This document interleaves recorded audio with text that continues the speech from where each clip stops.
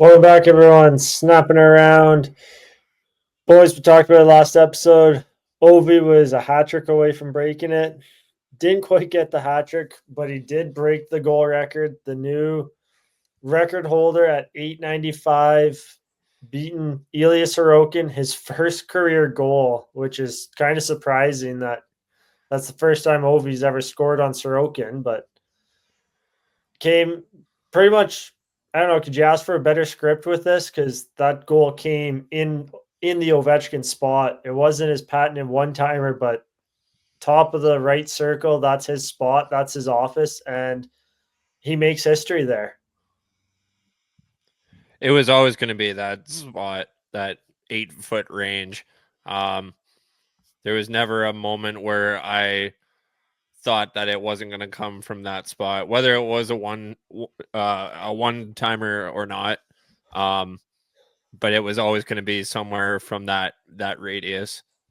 Yeah, I mean, I think an overlooked aspect of that whole goal though is what a pass by Tom Wilson. Like through the seam across ice from boards to boards, pretty much hits Ovi like perfectly, so he's cocked up and ready to shoot that thing. And like we've anywhere around hockey now talks about like you need a quick hard release on your shots. Like it's all about the quick flick of the wrist. You watch Matthews, Bedard shoot. Ovi went old school, just the full on like his entire weight's onto his back foot. Everything's into that shot. It's like you teach Tykes how to shoot. Like you draw it all the way back and you put everything you have into it and fire that thing forward. And that's what Ovi did. Special goal, special moment.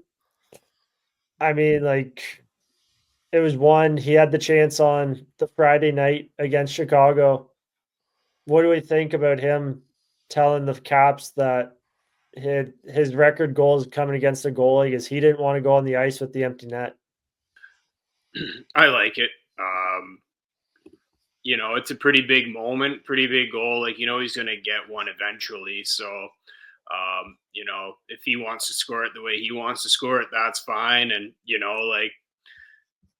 I don't know if it feels better for Ryan Leonard because he ended up being the one getting the empty netter for his first NHL goal. But, I mean, they don't really ask you how at the end of the day. But for Ovi to kind of, break a record that at one point, or for a long time, I guess, that nobody ever thought was going to be beatable. I like that he wanted to do it in like his way, and that was against a goalie, and of course from his kind of spot that after 20 years, no one's been able to figure out how to stop it. That's just it. Like again, you can't. I said off the top, you can't script that any better.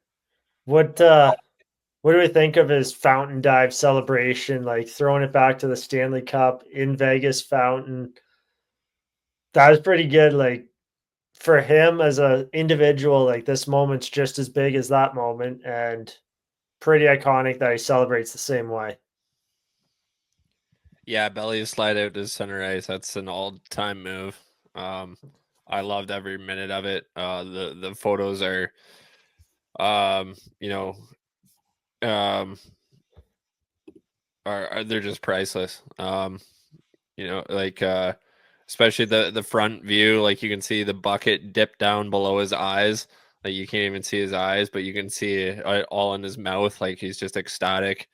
The whole team pours over the boards and right at center ice. Like it's I always wondered how it was going to look, and now that I've seen it, I really can't think of a more fit in way. Yeah, it was pretty odd. Like I like watching the game. Like I was kind of made my day around it just because it's a chance to maybe see something that you never see again. And like kind of got goosebumps watching it a little bit just because it is really kind of that special. It was a pretty big moment for sure. I can't say I was a fan of everything that took on right after it, like bringing out the red carpet or to center ice and kind of making the game kind of delayed. Like, I mean, I get it's a big moment. I don't know if it's something that needs that, where both teams wait around for 20 minutes when you do this big celebration and kind of bring Gretzky out. Like, I think it's probably something that could have waited till the end of the game. Because honestly, I turned the game off like right after that because it's like, all right, this is kind of getting ridiculous. But I think I read a lot of things online where people enjoyed it. So, I mean, maybe that's just my opinion on it, but regardless, it was like a great moment to kind of watch. It's like kind of something that, for us seeing it, just like might never see something like that again, right? Or like a record that was once, again, I said it, like nobody ever thought was ever going to break. And now he's got a chance to kind of run with it and kind of put his own stamp on it. Yeah, actually, let's jump there now. Like, just a quick thought. What do we think Ovi reaches here? He has the rest of this season. He has all of next season. Like, what's kind of the point where he's going to set this in stone and say, this is the number to beat now? I'll land on 943. I figure we don't see anything different next year. I think we see another 40 plus goal season. I don't know if he hits 50, but yeah, I think 943. I think he's going to get 2 to 3 more this year in these last couple games. Just like he's been on an absolute fucking tear the last like 8 or 9 games. He's scored every game. So I think he's gonna scoop up 2 to 3 more here, end the season just below 900, and yeah, I'll say 943. You got a number, Justin, or? I'll go with I feel like he could probably get another 40, like 40 next year, maybe a couple more this year. So I think it'd be like 938, 939, but it really all depends, right? Like what goes on. Like, do you think if like the Caps win the cup, he comes back, or like, he's been on record saying he wants to play his last game with Dynamo Moscow. That was a few years ago now, but I really have a hard time not seeing him play another game in Russia. Those are the only 2 teams he's really ever played for, obviously since becoming like a pro. So I think he's still got really strong ties back there, but I would like to see him play out this contract though, regardless of what happens this year. And if he gets 40, that'd be almost, I think, 15 or 16 years of 40 goals or something, which again is insane. Maybe 17. Yeah, it's like the COVID shortened year is the only year he didn't hit 30 goals in a season, and yet he was on pace for like almost a 40 goal a year that season anyway. It's like 30, 40 goal scorer every year pretty much. Honestly, I think I go Trav with what you said. Like he's not going to slow down. The Caps are building this up with a lot of young talent, young hungry talent around him. It might be a long shot, but I kind of want to see him push it to 950. Nice round number. That's what? Just still a 50. Well, depending on how much he ends up with here, it's a 53, 50, 52, 53 goal season. But I'm with you too, Justin. If the Caps do win the cup, I can see him leaving, like retire on top. You know what's insane? I heard a stat about him that he scored over 18% of the Capitals' goals since he's been there. I've seen that stat as well. That's crazy. That's just nuts. Almost every 5th goal since 2005, he scored for that team. Yep. Unreal. Did you guys see that post from, I think his Puck Report or Bleacher Report had it, from Eddie Lack? Apparently Budweiser gave the 28 goalies that faced Ovechkin for like a minimum of 4 or 5 games a specialty beer can. Eddie Lack goes on, well, if I knew there's beer involved, I would have fucking tried harder. Yeah, I saw it's pretty good. He's been replying to guys too. He replied to Cujo because Cujo posted it, and Ovi's just like, he's like, you should get back in net. I'll score one now on you or something, but something like that. But yeah. One thing I wanted to bring up, and I've actually kind of wanted to bring this up the last couple of episodes that we've done, but I feel like this is the right moment. It's interesting what we've seen offensively the last couple of years. We're talking about Ovi and goal scoring, and how this year it looks like we're only going to get 150 goal scorer in Draisaitl. Just wonder, like, if you guys had any thoughts on that. Is the league as a whole kind of cutting back again offensively? Are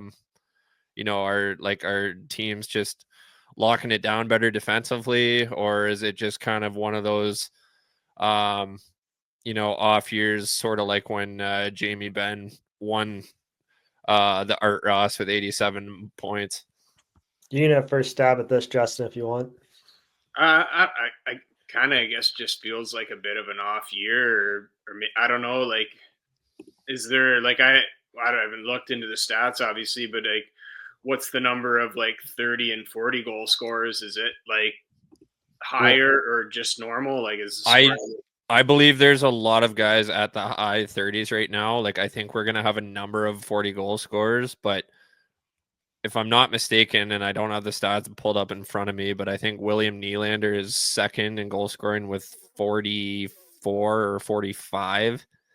He might get to 50, but I think that's a big might. And I just don't see anybody else below that realistically get in there. Yeah, I pulled them up quick. Like, you have 6 guys, including Draisaitl, who's over 50, but 5 other guys have broken 40. And you have guys like Scheifele, Getzel, Connor, Reinhart are all within like 38, 37 goals. Tavares and Caulfield have 36. So, like, might be a year where maybe just we see goals more spread out amongst teams, not as much as the one person, like one guy does everything type model. I think too, like some of the injuries that, because you look around the league and there hasn't been a lot of the star players have a full healthy season this year. Like even Ovechkin, like Draisaitl's been out, Ovi's been out. I think Nylander's maybe the one guy that's kind of stayed healthy all year relatively. Matthew's been nagging with something for like almost all year. Like he's usually a given to, he's getting 40 at least for sure. Yeah, and he's gonna struggle with that this year. So yeah, like, Rantanen, I think it's more everything that Rantanen's been through. Yeah, and then you just look at some of the big trades around the league. Like, ultimately, I don't think the league's taking a step back offensively in terms of goals. I think it's just you're starting to see the teams just kind of spread the depth out a bit better. Which, complete off topic, that's kind of a good sign, though, when you're talking that in a couple of years there could be 2 more expansion teams coming into the league. So, but that's a topic for another pod. That you're tired of hearing about Rantanen? What's that, sorry? Were you going to say something about Rantanen there before? I was just going to say, like, early on in the season, when he had, he had 3 hat tricks in the first, 30 games or something. Like, he looked like a shoe-in for 50 this year. I think like everything as a whole just noticeably in the second half, like you think of the pace that McKinnon's played at again really hasn't changed from last year, but yet he's either him or Cooch is gonna finish or gonna win the Art Ross here, and probably only at max like 125 points, which isn't a far cry off of last year, but it is still like a 15 to 20 point difference. And I think the Four Nations has something to do with it too. But yeah, like it's definitely noticeable. I wonder if it's just a down year. Maybe it'd be something like next year too, with like the Olympic break too. Yeah. But I mean, this is the first year since Mike Green we saw a defenseman get 30 goals. Yeah, Cale Makar hitting the 30-goal mark, which and is like I guess it's not crazy, but like I think about all the defensemen, like the years a few defensemen have had, like Carlson getting 100 points. Yossi wasn't that far off either, but like no one's touched the 30 yet. And then Makar obviously did it, and like wouldn't be surprised to see him do it again. But it's crazy since it's been since Mike Green, and Mike Green did it in like under 70 games, in like 68, 69 games. That's nuts. Yeah, that was the year. Like I think people forget just, how good he was. Yeah, in his prime. He scored so much on the power play, because that was the year teams were like cheating full on. They basically played a 4-on-3 because they just stuck a guy on Ovi. Yeah. So Backstrom just fed Green for everything. Basically that's basically how Makar gets it. It's like, are we gonna block McKinnon or are we gonna block Makar? What's the high guy doing? Because you got to leave someone open. The issue with Makar, though, is like he fucking takes the puck, dances on the blue line, and you don't know whether he's going to sift it through traffic or feed McKinnon or Nakash on the other side. Like Makar's a little more of a has a lot more bags of tricks than Mike Green did in terms of scoring. So, oh yeah, I mentioned about like the second half slowing down. Makar might be the exception to that. What a fucking second half for Cale Makar. As far as I'm concerned, this is the best I think I've seen him play since the 22 playoffs, and not to say everything in between has been bad. It's been more than stellar, but the 22 playoffs, Makar was out of his mind, and I think he's hit that again in the second half of this year.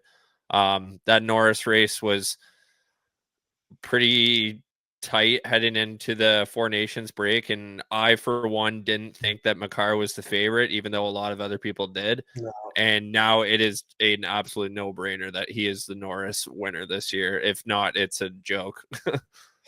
The pace and the level of play that he's elevated to in this second half has been absolutely ridiculous. He's been maybe the best player in the league since the Four Nations. You said it, like the Norris was a 3-horse race, Hughes, Werenski, Makar before Four Nations, and then like since then Makar, like you said, has just exploded. He's at 91 points. Depending on how well he plays down the stretch, he still has an outside shot, knowing him, to reach 100. He's only 9 points off, and he can do that in 3-4 games if he wants. And like Werenski's kind of fallen off, and it doesn't help. The Jackets are kind of falling out of the Eastern Conference wildcard race. Same with Vancouver. Like that injury with Hughes kind of derailed his season. So I'm with you there. It was a coin flip going into Four Nations for the Norris, and since then Makar's kind of got a firm handle on it now. Up until Quinny Hughes' injury, I was actually almost thinking about him for the Art Trophy. I think he was a very large reason why Vancouver was even in the playoff race for as long as they were. Him and Lankinen. But bring it back to Ovechkin quick here, guys. Just last final thought I had. Like he broke Gretzky's record and all that. It's pretty symbolic, though, too, that he breaks it in. It's not the exact arena that Mike Bossy played for, but the franchise Bossy played for, who, when you break it down, goals per game, Mike Bossy's the record holder in terms of that. He has like 0.72 goals per game pace. Ovi and Gretzky were both at like 0.69. Just, it's insane what Mike Bossy did as a goal scorer back in the day. And I know it was the high scoring 80s, but we touched on last episode, to have his career short, like I think Bossy could have reached 1,000 goals if he didn't get injured. And it'd be nice actually if Ovechkin signed another 1-year deal once this one's up, just to try to reach that 1,000 mark. But I don't think it'll happen. But I just want to get that out there, that just the symbolism of Ovi breaking the record in the same against the same franchise that Bossy played for so long and was regarded as the best pure goal scorer. So talk about Makar and some other records here, guys. Like one, it's maybe not going to be talked about overly as much because it's more defense, but goals by a defenseman, Ray Bourque holds it at 410 goals.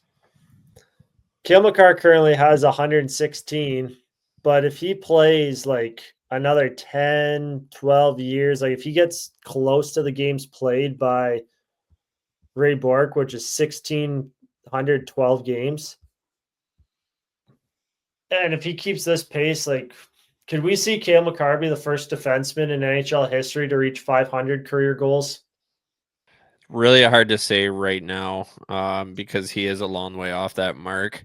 I'm not doubting him, but he's got to probably have another few 30-goal campaigns in his repertoire. That's a tough feat. Ray Bourque played in the league for a long time, so, and Makar will too, barring no major injuries. But I don't know. It's for me, it's too far out to really give a concrete answer on that. Yeah, I never really thought too much about it, but obviously, if there's a current defenseman that you can see even getting close to that, like getting close to 400, it would definitely be him, just because he scores so much and so often. But yeah, he, like we talk about like Matthews and stuff like that too, with like, his goals per game, which is pretty high, and talk about like what he can do in the future. It's also a health thing, and like, Makar, not that he's been super oft injured, but he has missed a few games here and there, which does hurt that quite a bit. But he's going to be he's already kind of gotten his own records already, but he's going to be sniffing a lot of those, like as long as his longevity kind of keeps up. Yeah, I just did the quick math. He basically needs to play almost 1,730 games at his current goal pace to get 500.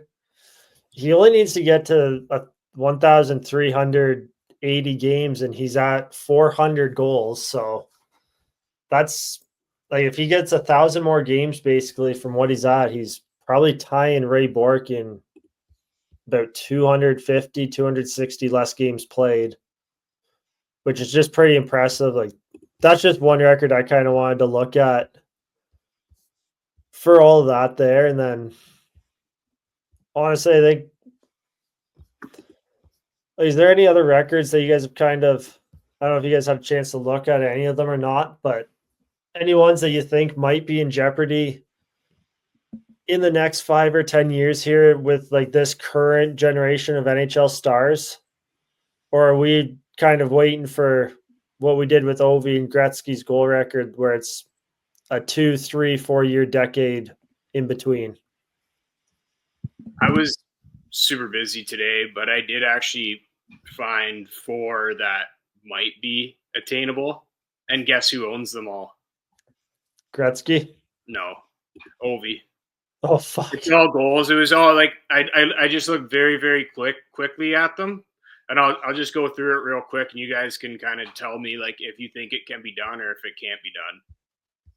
So like most power play goals, Draisaitl has 162, and OV right now has 325. What would you like?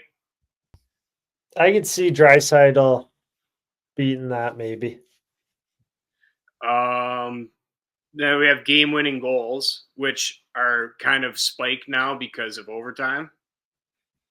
But so and A lot of these are Draisaitl's too, but McDavid and Draisaitl have 72 game-winning goals. Ovi has 136. Those two guys pretty much score every overtime for the Oilers for the next. I was gonna say, especially 3-on-3 OT helps those two for sure. This one, pretty similar to the last one, is OT goals. Draisaitl has 19. McDavid and Scheifele have 16. Ovi has 27. That's the all-time record right now. That'll get broken because I think they eventually changed the ruling and overtime will extend to a few minutes and the shootout will be gone. Yeah. So. And then last one, which is one we already talked about, was 40-goal seasons. Draisaitl and Matthews have 6, and Ovi currently has 14. Damn. I think Matthews will break that one. I didn't have a lot of time to look at them, but those goal ones are like really popping up. So, and those are the ones I thought were like maybe could be doable, especially the game-winning goals and OT ones. I think will probably be. Yeah. You got any there, Trav? Or? No, not really. Just thinking about those ones a little bit, but no, I don't have any for myself here. One last thing on the records and stats and all that here, and then we'll move on to talk about what the playoff races are kind of looking like. You combine regular season and playoff points, Wayne Gretzky is a full 1,200 plus points ahead of Mark Messier, who's in second. You want to talk about batshit crazy? Like Gretzky, there's a whole Hall of Fame career between Gretzky and Messier in terms of regular season playoff points combined. There's a reason he's called the Great One. Yeah. And he's pretty much the greatest athlete of his respective sport ever. Oh yeah. There might be, well, I can count on one hand how many other guys would be in that conversation for their respective sports. So that just puts it into perspective. Not a lot of argument on that one. But I just kind of wanted that stat is just insane to me. So. Yeah, that's wild. I don't know if I knew that one, or if I did, heard it a long time ago. Total points, I don't think that will ever be beat, just because of where the game was and where it is now. Yeah, no, McDavid would have to crush 150 points every year for the rest of his life to even sniff it. Exactly. Jaromir Jagr played how long in the league, and he didn't even crack 2,000. Yeah. Same with Gordie Howe. So if McDavid's even able to crack 2,000 points in his career, that's special. But we'll see what happens. Obviously, again, great to see Ovi break the record and how he did it and all that. And now this is the fun part of we get to wait and see and what's the next record to fall. The NHL season has been as predictable as a puck rolling on its edge. No one knows where it's going. But that just means there's time for your favorite team to figure things out. And games left for you to get in on the action at DraftKings Sportsbook, an official sportsbook betting partner of the NHL. It's super easy for first-timers to get started. Try betting on something simple like picking a team to win. Go to DraftKings Sportsbook app, select your team, and place your first bet. And if you're new to DraftKings, listen up. New customers bet $5 to get $150 in bonus bets instantly. Download the DraftKings Sportsbook app now and use code THPN.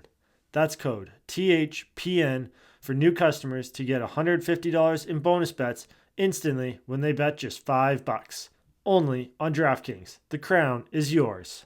Gambling problem? Call 1-800-GAMBLER. In New York, call 877-8-HOPE-NY or text HOPE-NY 467-369. In Connecticut, help is available for problem gambling. Call 888-789-7777 or visit ccpg.org. Please play responsibly. On behalf of Boot Hill Casino and Resort in Kansas, 21 and over. Age and eligibility varies by jurisdiction. Void in New Hampshire, Oregon, and Ontario. Bonus bets expire 168 hours after issuance. For additional terms and responsible gaming resources, see dkng.co/ftball. NFL Plus Premium offer available only to new and former NFL Plus subscribers. Additional NFL Plus Premium terms at nfl.com/terms.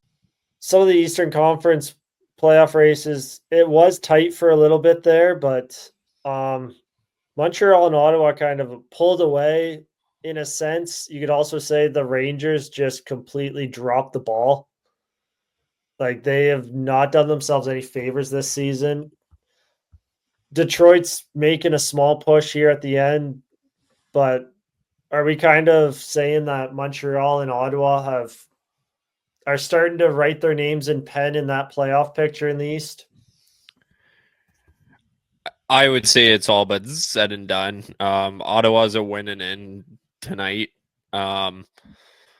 They need one win in their next 5 games to get in. So I would say Ottawa's a guarantee. I think the last sort of I guess kind of kick at the can for anybody else is tonight Montreal plays Detroit. If Montreal wins, that's it. That's all she wrote. Other than the X being beside their name. The Rangers did themselves in by getting just smacked by the Lightning last night. That's it for their season.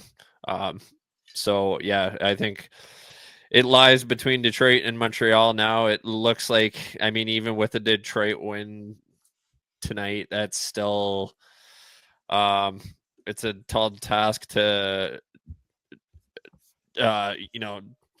to climb. They're still going to be 4 points back with, I think, 5 games left or 4 games left. So, but if they're going to have a sliver of hope, they got to beat Montreal tonight. I think like Ottawa's in, other than having the X beside their name. New Jersey's in, other than having the X beside their names. So I think the race is pretty much over. Yeah, like the game tonight, pretty much like Montreal wins. Like I think they have like a 92% chance of making it. If like Detroit wins, it crazily increases their chance for another day though. So I mean, they're up 1-0 as we record, but I think I pretty much agree with what Trav said. Like I think Ottawa's pretty much a lock. Like they need a point probably pretty much to get in. And then Montreal, I think just with the way they're playing, they're going to get an extra 2 or 3 points down the stretch to pretty much close that one out too. I'm right there with you guys. Like that seems to be the East. What kind of damage do you guys think both Ottawa and Montreal can do in the playoffs here? Especially given that. Before we go too far, did you guys see Montreal sign Demidov today? Oh yeah, actually, I did see that. Yeah. Just while we were kind of, glazing Montreal there for a sec, that's pretty big news. I don't know, like if he'll get into the lineup or anything like that, but I mean, I think he gets in. He looks pretty impressive. Yeah, I think he's in. As good as Suzuki and Caulfield and all those guys are, Montreal just doesn't have a forward as skilled as Demidov. Is he going to be like a Kaprizov or what? Or different? I think the way I read a lot of scouts on him was he's kind of like what Michkov was, just he's a little more well-rounded, like a more defined player than Michkov, not as raw. And we've seen what Michkov's done this year once he stepped into the league. So, yeah, I wanted to bring that up too far. Yeah, no, that's if he steps in and like doesn't have a lot of growing pains transitioning to the league, that's a huge boost for Montreal. But like, so if you add in Demidov to their playoff lineup, like the way Montreal's playing, like this is house money really for them.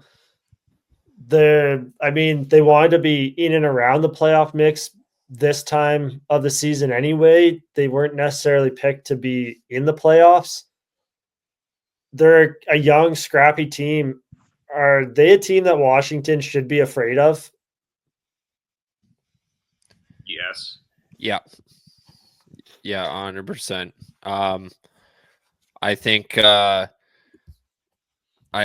think that series is due for a pretty lengthy run, 6 or 7 for sure. I just think that I don't know if counted out is the right term, but I think there's been a lot of people that have doubted Montreal time and time again this year. And especially the last couple weeks when they've really dialed it in and kind of gotten themselves this cushion on the last wild card spot, I think they're a pretty big danger to Washington in the first round. Yeah, I think like, the youth, they really have nothing to lose because this was like just their goal was to be close and make it. And, Washington's been all right down the stretch, but they haven't been their dominant self. Logan Thompson just kind of went down.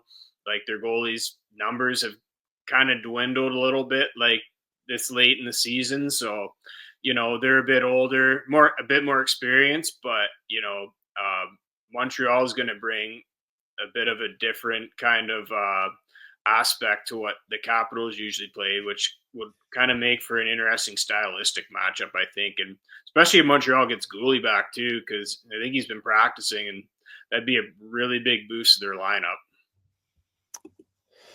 That's it. Like Gooley went down and Montreal kind of took a dip there back a few months ago. But like, I think maybe one of the most underrated trades of this season was when Kent Hughes went out and got Alex Carrier from Nashville. Like that's kind of helped solidify that Montreal blue line. And from that point on, they've just kind of been fairly steady. They haven't really been that up and down team that they were at the start of the season. And you're just seeing guys like Caulfield and Suzuki find their groove, fit into a role.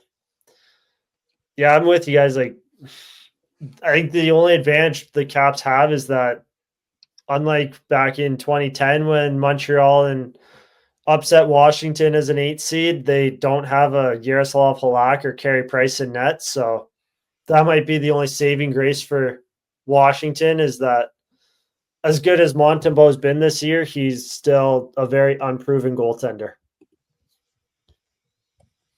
I think one of the underrated aspects that I like about this matchup too is both teams, I think, are just having the utmost amount of fun right now. Like you look at Washington, you look at all the behind the scenes stuff in the locker room, you hear other players chiming in about, getting Ovechkin the record and stuff. Like that locker room is just buzzing right now. It has been all year. They've been having a lot of fun, but I think Montreal has just been on par with that. Like you said there, Brock, they got nothing to lose. They've had nothing to lose all year. I think all they really expected from themselves was to to stay in the fight, to keep fighting. And they've almost won themselves a playoff berth. So I think this is going to be a great first round matchup. It certainly looks like we're going to get this matchup. I think this is going to be a lot of fun. You got two locker rooms, both riding on eyes right now, kind of outperforming expectations this season for themselves and everyone else. That's actually an interesting point. I never thought of, looked at it that way, where it's just two teams that have basically almost had no expectations of being in the spots they're in right now. Like even Washington was maybe talked about at the start of the year as a team that could fight for one of the wild card spots. Now they're fighting for a President's Trophy. Montreal was only was going to be glad to just be in the fight at all, regardless of how close they were. And for these two teams to go into the playoffs in the position they're in, there's no pressure on either team. Like, this series just lines up to be loosey-goosey. Just both teams are just going to take it as is. No one's going to be holding the stick overly tight because really they've overexceeded expectations on their seasons. And whatever happens in the playoffs is just extra money for them. And I think it helps having someone that can help keep Tom Wilson in check too with all their young guys. Arbor Jacka and Wilson, that might be one of the most underrated matchups in that series. You just like, last week you're talking about Washington, Carolina, and just how things could go in that potential matchup. Carolina doesn't really have anyone that could, kind of keep that guy in check really, but with Montreal, they kind of do have someone that can kind of help their young, skilled, kind of, smaller guys be like, you go out there and do what you need to do because, if he touches you, like he'll go do something else or just grab Tommy himself. And, I think there's little but big things that kind of go on in a hockey game or in a series that is always interesting to watch. Yep, it's stuff like that. But jump to the Ottawa. Are the Sens maybe one of the worst matchups should the Leafs hold on to the Atlantic Division? Like, are the Sens the one team should the Leafs be hoping that Florida drops almost to the wild card so they just avoid Ottawa? I actually didn't realize until today how close Ottawa was to Florida. And I know we'd kind of mentioned about Florida's injury struggles over the last little bit. They haven't really been playing the greatest hockey. I, for one, even depending on, what kind of a lineup Florida goes into game one with, I think that would be a better matchup for the Leafs, just given what kind of level the Sens and the Panthers have played at over the last couple weeks. Like, the Sens have been red hot. They've earned every right to be where they are right now. I also seen a stat today that the Leafs are 0-3 against Ottawa this year. They are 3-0 against the Lightning, and I think 1-2 against the Panthers, I believe. I think that's right, yeah. I thought that was an interesting stat as well. I know regular season matchups mean nothing at the end of the day, but Sens appear to have the Leafs number this year. I can't bet against the Florida Panthers for what we've seen the last 2 years. I think they're kind of milking it a little bit, just going into playoffs. I think they know where they're going to be. Like, they're like, we're going to get Tampa, we're going to get Toronto, and I think they're perfectly fine with either of those matchups. They're sitting out Bennett for pretty much the rest of the year. Like, Barkey just got back just to get some reps probably. Ekblad's back game 2 or 3. And then the ultimate wild card in Tkachuk. Like, I haven't really heard anything about him lately, but, would anybody be shocked if we see him back in the lineup game 1? You combine all that, I really think, regardless of how they've kind of limped out of the regular season, I can see them coming in the playoffs like full force and being pretty much a nightmare matchup to anybody they play against. And, I don't really want to disrespect Ottawa, what they've done this year, but if I was the Leafs, I kind of want to stay as far away from the Panthers as humanly possible for now and deal with that matchup when it comes. I was kind of going to bring that point up too, is that like Florida has that winning pedigree They almost seem to be what the Lightning did the last like 3-4 years, where it's like, we know what it takes to play and win in the playoffs. We don't, these last handful of games in the regular season, we've already clinched. We don't actually care who we play or where we finish. We just need to get there. We're going to make sure guys are as healthy as possible to play when we get there. And yeah, that biggest X factor in Tkachuk, I mean, regardless of which team Toronto plays, Florida or Ottawa, a Tkachuk is going to be the biggest X factor in the series, because they're either playing Brady or they're playing Matthew. And as much as the Leafs have kind of like revamped a lot of their roster and everything, we talked about Carolina doesn't have an answer for a Tom Wilson or anything. The Leafs don't really have anyone to match up and like neutralize a Tkachuk brother. No, they don't. I don't think so. They have some guys that can test them, but I don't think they have really anyone that can sustain that. Like for a game, sure, but you know, for a series, I don't really see it. Leafs probably match up better against the Lightning, but I mean, at this point, it's not happening. The Lightning have been way too good as of late. Like, because the Lightning play more of a freestyle game, which suits the Leafs a little better. Like, I just think, like, you look at the Leafs blue line, like, they've added Carlo, which does help in terms of a defensive defenseman, taking away from Tanev's minutes a bit. In a 7-game series, if you're matching up Chris Tanev against the Tkachuk brothers, those two are going to do everything humanly possible, and Tanev's going to be like 20% health by the time that series goes game 7. And like, then there's no point even playing them, and all of a sudden that Leafs blue line looks awful again. Like, it's kind of fun. I always think about, like, Leaf fans rave their blue line's improved. The blue line's improved.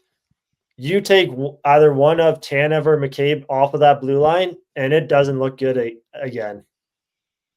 No, I agree. And just having the Tkachuk brothers, having guys like Bennett, having a guy like Ridley Grigg on Ottawa, like those kind of human wrecking ball type players going up against the guys like McCabe and Tanev who've had some injury trouble this year.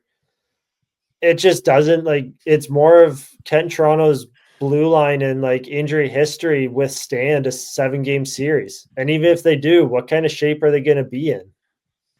Yeah, it's I don't know. Choose who you want to lose to, I guess.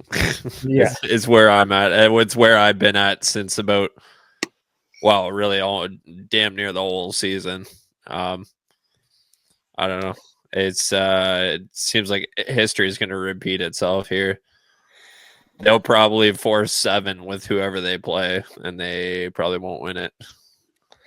I could see the Leafs winning round 1, but how well are they going to do in round 2? I don't know. I bet I picked the Leafs in the first round the last couple of years, and I think I was like one out of 3 when they beat Tampa, and realistically they kind of stole that series. Well, put it this way too, Trav. You were like, what, just starting grade school last time the Leafs made any deep playoff run? 04? You would have been 7. Yeah, I would have been in like grade 1, grade 2, maybe. Yeah, we talk about, like, I know this does not, like, there's players in the league that are younger that have not seen the Leafs make any type of deep playoff run. I would have been like, yeah, grade 2. You guys would have been like probably having your first beer or something like that. I would have been just almost in high school or just in grade 9. Yeah. No, that's... Well, grade 9 was the lockout. When I was in grade 9, it was the lockout, so it was right after. Yeah. But, yeah, anyways. That's how long it's been. Yeah, it's... Like almost 35. Yep, it's not just this current Leafs core that has ghosts. It's the entire franchise. We'll see. Obviously, there's 2 weeks left of the season. Matchups will get set in stone, and then we're down to one. 1 week. Yeah. Oh fuck yeah! Yeah. Next 17th, I think. 8 days, 9 days, something like that. True, yeah. 19th is first day of playoffs, a Saturday.